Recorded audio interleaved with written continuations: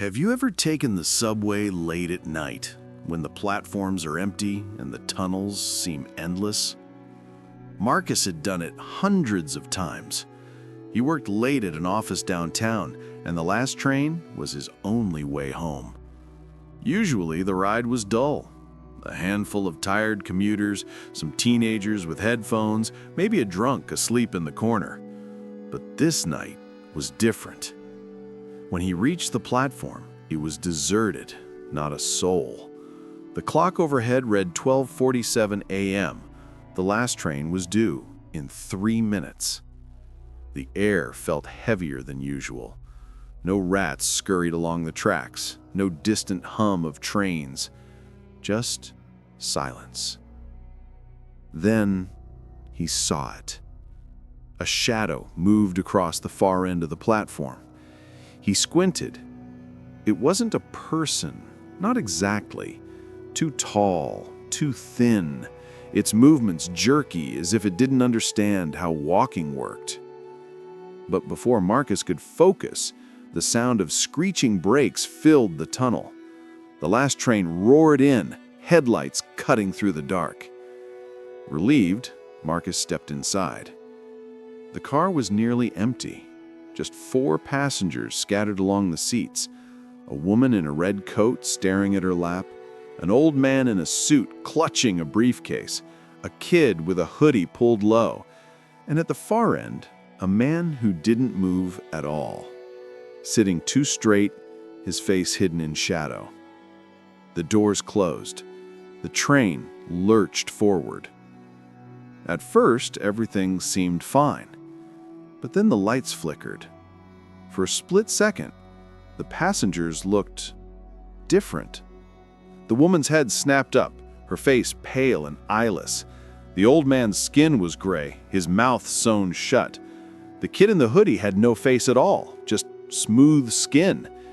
And the man at the end, his head twisted, stretching impossibly far, like a broken marionette.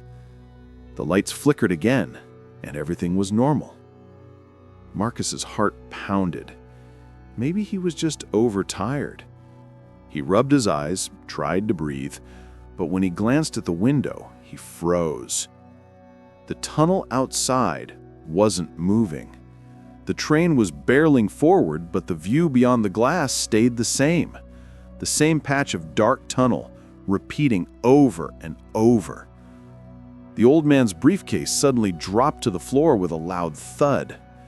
Marcus jumped. Nobody else reacted.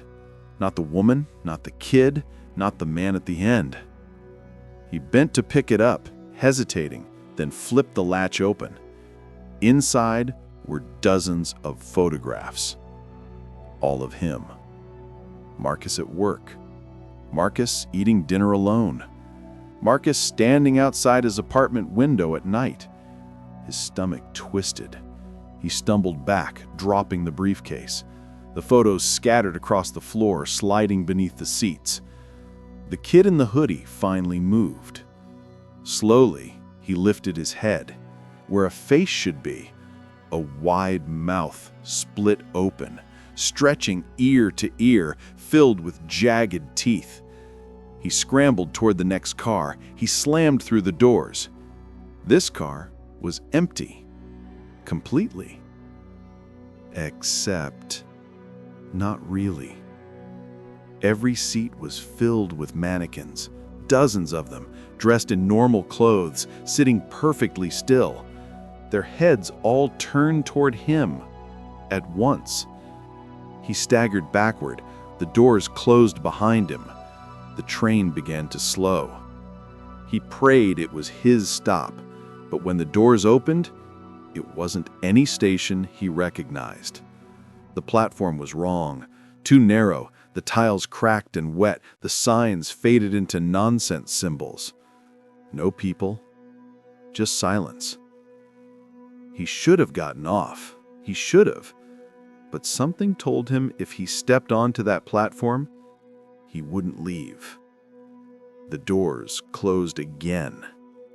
The woman in the red coat was suddenly in this car now. She hadn't walked through the doors. She was just there. She lifted her head.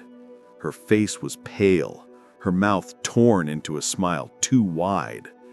Her voice was a whisper, but it filled the entire car.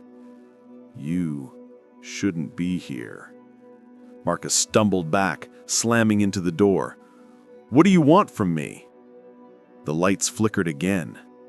Now every seat was filled, hundreds of passengers, but they weren't alive.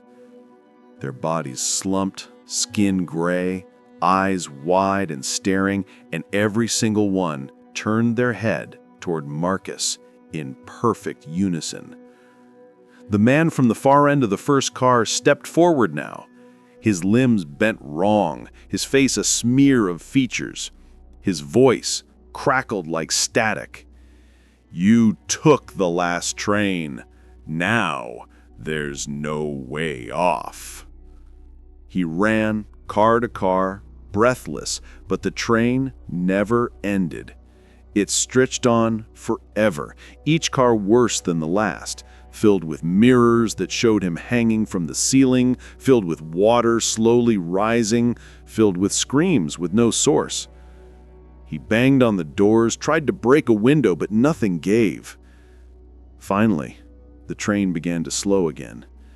He pressed his face to the glass. This time, he saw his stop, his real one, his street, his world. The doors opened. Relief flooded him. He ran out, tripping onto the platform. He looked around. Yes, it was home, familiar, real. But when he turned back, the train was gone. No tunnel, no tracks, just a wall. And the platform sign above him didn't say his stop anymore. It said only two words: "Welcome back."